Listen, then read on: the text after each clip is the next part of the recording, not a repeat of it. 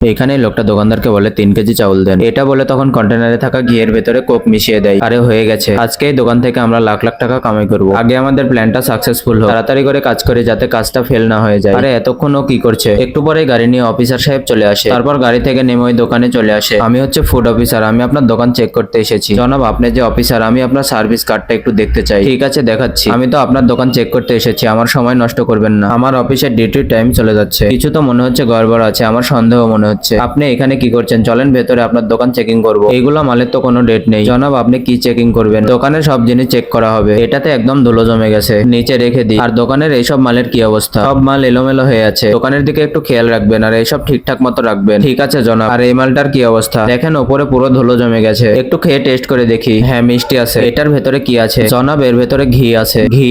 দেখি তো। ঘি যেহেতু আছে তাহলে নিচে এত কালো কেন? মুখিটা খুলে দেখি।